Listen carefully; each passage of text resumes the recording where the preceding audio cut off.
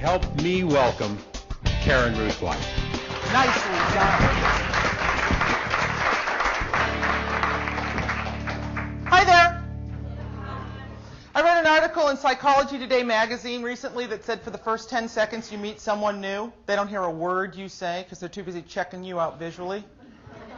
So I'll wait. Anybody need more time? It's so nice to be here in Los Angeles. I feel that my life has somehow come full circle today. I started my stand-up career 20 years ago at the Laugh Stop in Newport Beach, California. I think it's a strip club now. That career's pretty much over. And one of the funniest things when I lived in Huntington Beach. Where are the Huntington Beach people? Shout out to HP and HP. I lived in Huntington Beach, California. The first thing I ever learned about California is that you had to have an earthquake preparedness kit. Right? I'd come from the East Coast. I had no idea what this was. Earthquake preparedness kit. You know, blankets, bottled water, candles, right? Well, I had an earthquake preparedness kit. Didn't have any of that stuff in it. Had what I would need to survive an earthquake. A football helmet, a pair of Depends, and a bottle of Jack Daniels. Because when that earthquake hits, I want to be sitting in the middle of my kitchen floor in my helmet and my diapers, sucking down a quart of Jack Daniels, watching my refrigerator dance across the floor.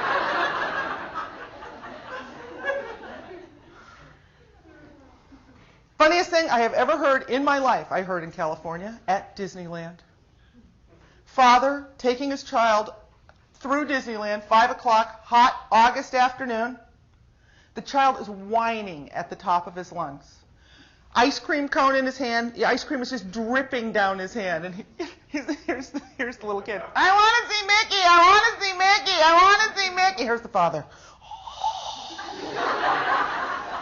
And I'm standing there, and he happens to cross my path, and this man says the funniest thing I have ever heard in my life. He looks at his child, he goes, "If you don't stop your whining, I'm going to drag your little butt right out of the happiest damn place on earth." Only in California. I want you to know this afternoon that everything I say up here is true. None of it is proven. I don't really care how you live your lives. That's really up to you. I'm not here to preach to you. But I am here to share a few things that have worked for me that I think might be helpful. Are you interested? Of course you are. First of all, you got to take control. That's like my big thing. You got to take control. I learned this as a waitress. Anybody ever waited tables, tended bar, worked in the hospitality industry? How many people in this room right now have written people person on their resume?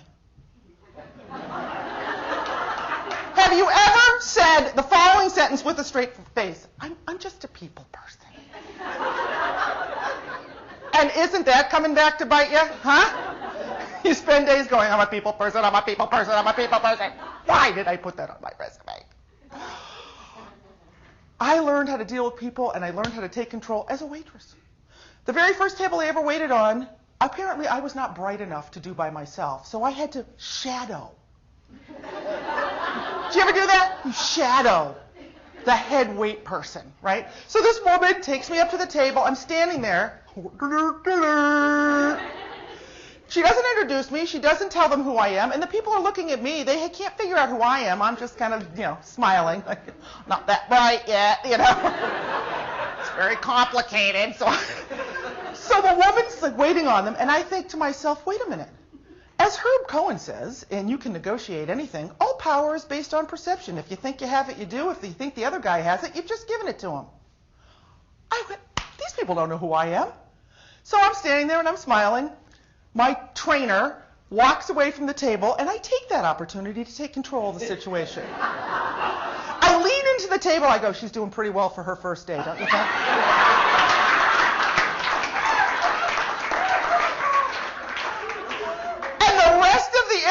section, I'd be standing there. Now I'm her boss. And every once in a while, unbeknownst to her, and I'd look at the group and I'd go. And they'd go. The second table, I got to do by myself. Second table I ever waited on, I walk up, hi, how are you? My name's Karyn Ruth. I'll be your wait person today. And how can we get started today?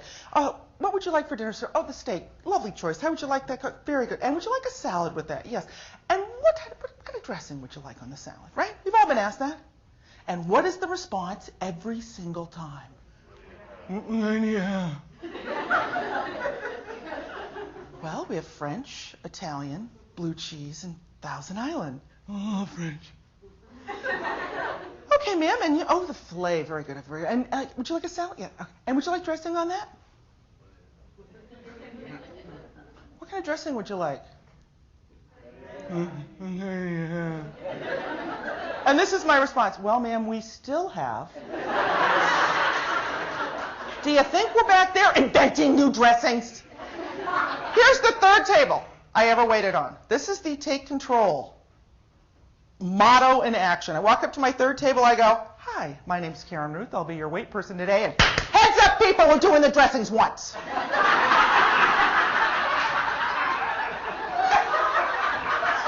Don't you love to do that at work? How many times have I told you to do that?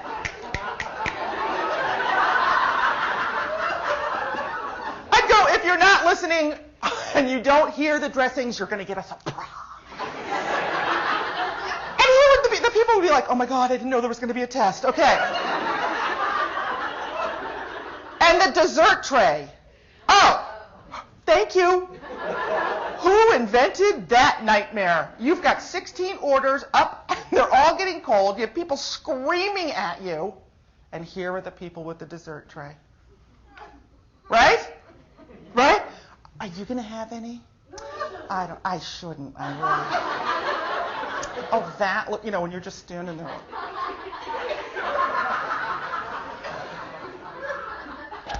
Should we split it? You think we should split it?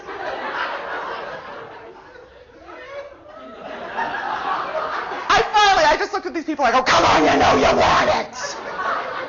Let's just order and get it over with. They go, what's the difference between this pastry and this pastry? I go, about $3. You want it?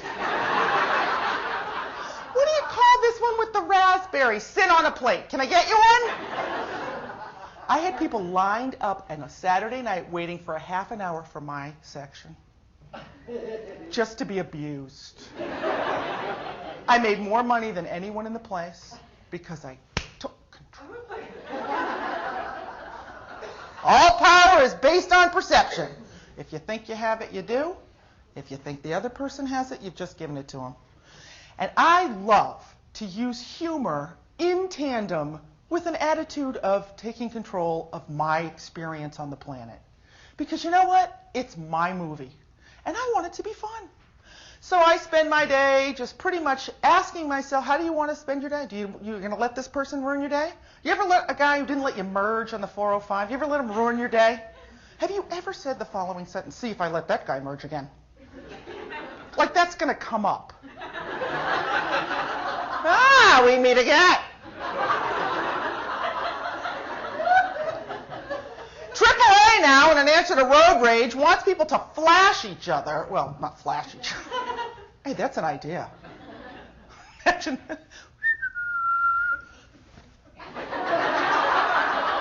You cut me off. You might want to watch that.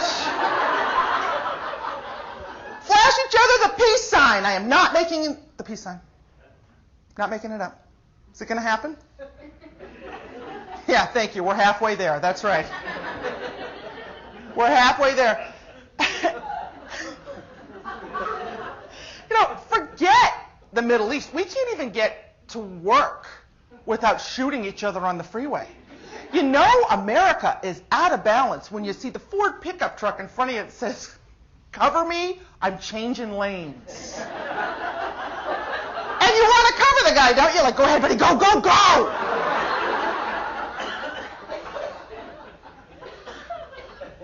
You ever locked your keys in your car? You have to call AAA? What's the first question they ask you? Can you stand by your car? That's really all I can do right now. Tell you what, I'll get in the car, I'll drive around for a half an hour, I'll meet you back here. How's that? The man on the other end of the phone goes, there's no need for sarcasm, ma'am. We'll send a guy out with a Slim Jim. Thinking, this is no time for snacks. I just get a picture of a mechanic in a pair of overalls and a big old pepperoni going, yeah, you're not going anywhere. I think the power of life is to take control of your life, number one, and number two, to just not take it all so seriously. I mean, I'm at Denver International Airport. I'm based in Denver. And now they have the whole carnival game of 50 pounds or more, you're paying more money for your luggage. Right? I put my luggage on. Now, has any woman in this room figured out how to hit the 50 mark? You know? No. And men go, why can't you just, how come you have to pack so much? This is the answer. Are you ready? You look at your spouse, your boss, your partner, and you look at them and you go, you think this just happens?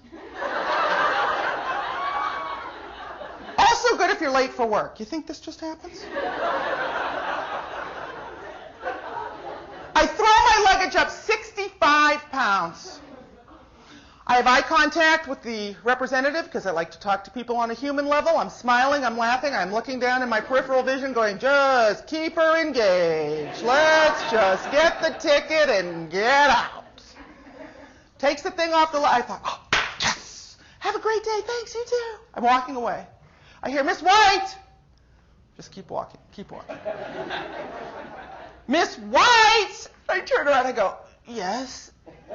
And the woman screams across Denver International Airport, you're 15 pounds overweight!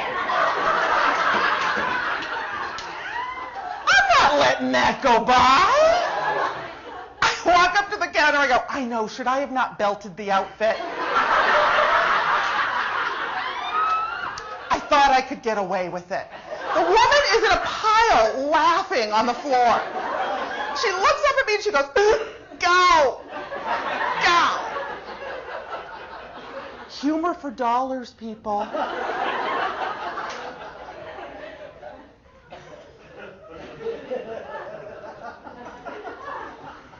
Oh, a snort. My work here's done. Any other snorters in the group? That is an attractive asset in a business networking situation, isn't it? Yeah, it was a great day. I thought it was really funny, yeah. And we all have the fake business laugh. We all have the, that's great, that's really funny. Someone snorts in response to something that you say, you are genuinely funny, because no one is faking a snort. No one is at home at night looking in a mirror going, yeah, that sounds good.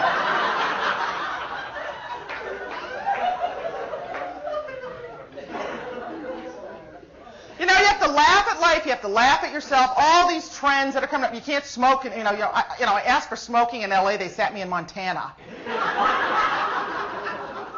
Can't smoke anywhere. I actually quit smoking probably about 5-6 years ago. I went to a clinic here in L.A., a shock aversion therapy clinic. Do you know this one? Where you take a drag of a cigarette and they give you a shock. It's supposed to stop you from smoking. It backfired. Now I have 2 addictions.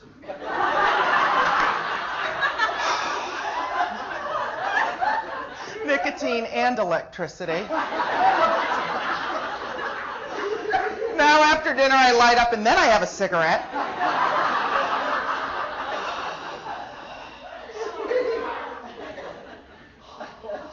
The whole exercise craze. I went back to the gym, gotta get back in shape. I'm standing in the hot tub and there's always some guy in the hot tub chatting you up.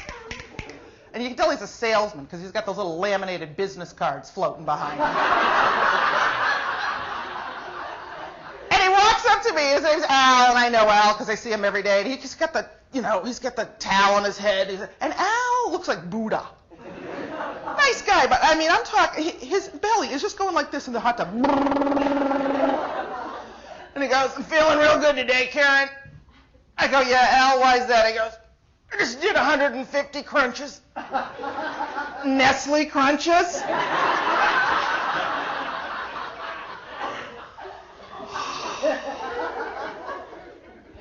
I know we have some Starbucks folks here. Let's bless them. We love Starbucks. I was at Starbucks. It was right when the macchiato, is that right? Is that the dance or is that the coffee? Macchiato? What's it called? Macchiato? Well, because I'm not kidding you. I think it's in Berlin. I can't remember. Somebody standing outside cramming for their order for Starbucks, cramming for the test.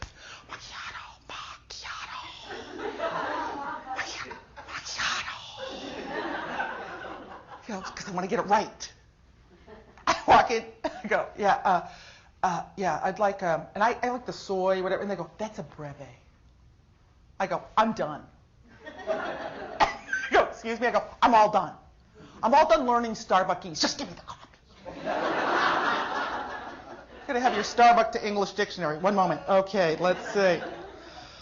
Oh, to be able to laugh as part of your daily routine and to make that a priority, I think that's the answer to enlightenment. And that's definitely the path to peace.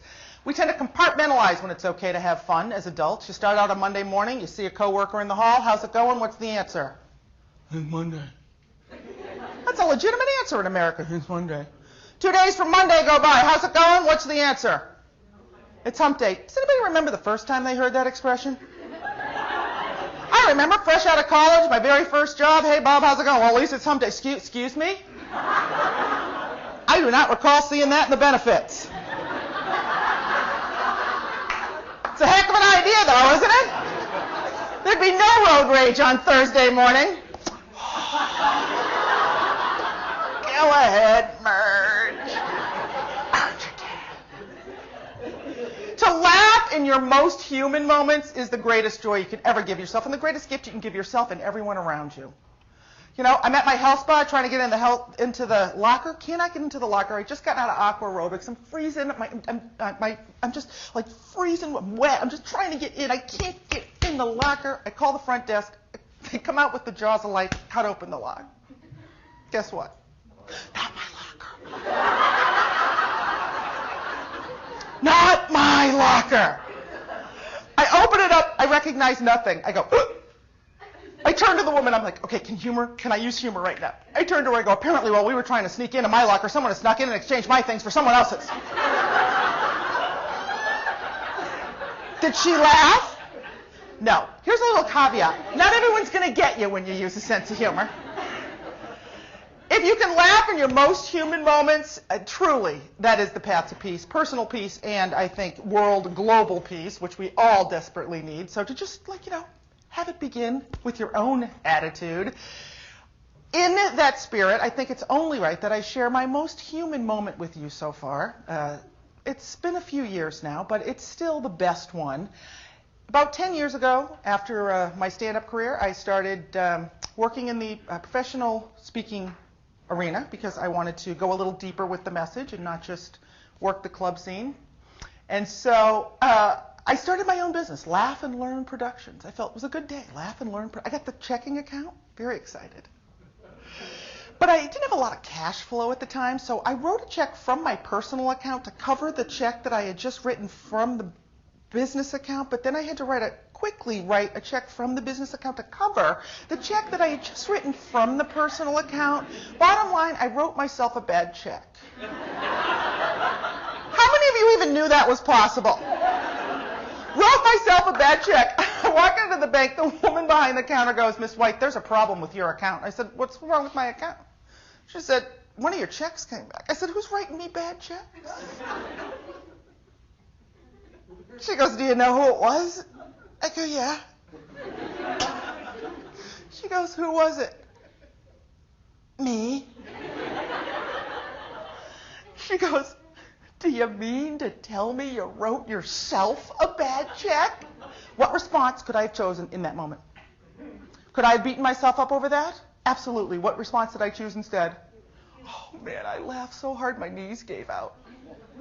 I'm holding on to half of that counter they give you at the bank. And I'm laughing a laugh that sounds like I'm having an asthma attack.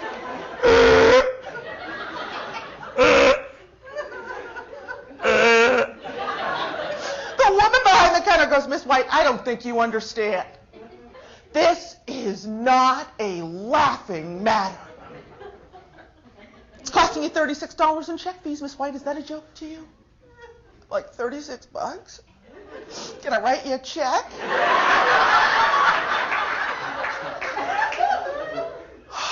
Marched myself home, stood myself in front of a full-length mirror, stared myself dead in the eye, and said, I am never doing business with you again.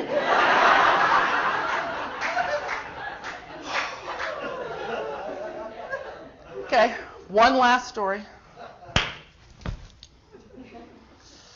Everyday things that are hysterical. If you just start looking, in life you get what you look for. Don't you think that's true? What are you looking for in your own life? In life, you get what you look for. So I choose to look for whatever's going to make my day flow as easily as possible and is going to be the most fun. Not everybody appreciates it. But that's their movie. I'm in the grocery store, checking out from the grocery store. You know when they ask you paper or plastic, right? Let me tell you something. You ever think you're having a boring day at work? You just get a flash of the guy standing there for 4 hours at a clip going, and Vaughn's going, paper and plastic.